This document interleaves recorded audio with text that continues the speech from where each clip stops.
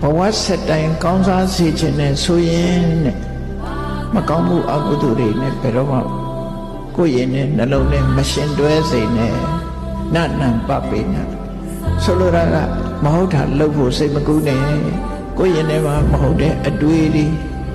ရောက်လာစေနဲ့တောင်းလံဖယ်ရှားပြေလို့ပြောတာနော်လက်မခံနဲ့မဟုတ်တဲ့အတွေးဆိုတော့ကောင်းတဲ့အပြစ်ကင်းပြီးတော့ကုသိုလ်ဖြစ်တဲ့အတွေးတွေကိုတွေးပြီးပါဘာတွေတွေးရမလဲကိုယ်အရေးကိုတွေးတာကြရင်အေးဒီနေ့ငါဟာကိုချင်းသီလနဲ့ပြည့်စုံရလားငါတဏ္ဍာမှာကိုချင်းသီလရှိရလားငါပါရိနဲ့အချိန်ကုန်နေတယ်လေငါစိတ်တရားရောကုသိုလ်စိတ်နဲ့အချိန်ကုန်သလားကိုယ်ကိုဆန်းစစ်ပြီးတဲ့အခါကျတော့ကုသိုလ်နဲ့အချိန်ကုန်အောင်ကြိုးစားဖို့လိုအပ်တယ်ရင်နဲ့နှလုံးနဲ့ကုသိုလ်ရဖို့ကအရေးကြီးတယ်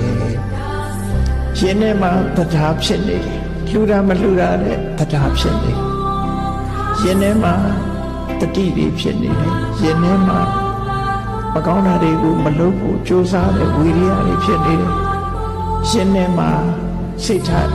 တွေလေလွဲ့မနေဘဲနဲ့ကောင်းမြတ်တဲ့အာရုံတစ်ခုမှတည်ကြည်မှုတွေဖြစ်တယ်ရှင်ထဲမှာအမှန်ကန်ဆင်ញင်သုံးသပ်တတ်တဲ့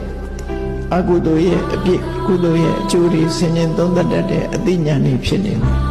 တတ္ထဝိရိယတတိသမာဓိပညာဆိုတာဒါတွေဖြစ်နေတယ်ဆိုရင်မကောင်းတဲ့အကုသိုလ်တွေကိုယ်တဏ္ဍာမှာမဖြစ်တော့သီလနဲ့ထုံမွမ်းထားမယ်တရားနဲ့ထုံမွမ်းထားမယ်တုတ္တနဲ့ထုံမွမ်းမယ်စာကနဲ့ထုံမွမ်းတယ်ဆိုမကြတတိယကိုပြောတယ်ကိုစောင့်တဲ့သီလလေးတွေနဲ့မကြတတိယမကြတတိယနေခြင်းအပြင်ကုသိုလ်ဆိုစိတ်ထဲကတတိယပြီးတော့နေတဲ့အခါမှာဒီသီလထပ်ဆောင်မလို့အကျိုးတက်လာအကျိုးဖြစ်လာအဲ့ဒီတခါတတိယရင်တခါကုသိုလ်စိတ်ဖြစ်တယ်နှစ်ခါတတိယနှစ်ခါကုသိုလ်စိတ်အဲ့တော့ယင်နဲ့နှလုံးထဲမှာ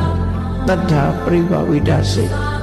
သီလပရိဘဝိတစိတ်တုတ္တပရိဘဝိတနာထားတဲ့တရားတွေမကြတရားနာစဉ်းစားတုတ္တပရိဘဝိတစိတ်စာကကိုလူထားတဲ့ကုသိုလ်ကောင်းမှုတွေကိုယင်နဲ့နှလုံးထဲမှာမကြခဏသိတယ်အေးစဉ္ញတုံတရားလုံတဲ့နာနဲ့မလုံတဲ့နာအနည်းဆုံးကံဤကျိုးကိုသိမြင်တဲ့ပညာကမ္မတက္ကတာသမာဓိဋ္ဌိမမြဲဘူးလို့သိတာဝိပဿနာသမာဓိဋ္ဌိအနည်းဆုံးကမ္မတက္ကတာသမာဓိဋ္ဌိဝိပဿနာသမာဓိဋ္ဌိဆိုကိုယ့်ရဲ့နဲ့ဖြစ်အောင်လုပ်ရမှာပဲဖြစ်တယ်အဲ့လိုဖြစ်နေခြင်းအပြင်သိနေလို့ရှိရင်မသိတဲ့မောဟကုသနာမဖြစ်ဘူး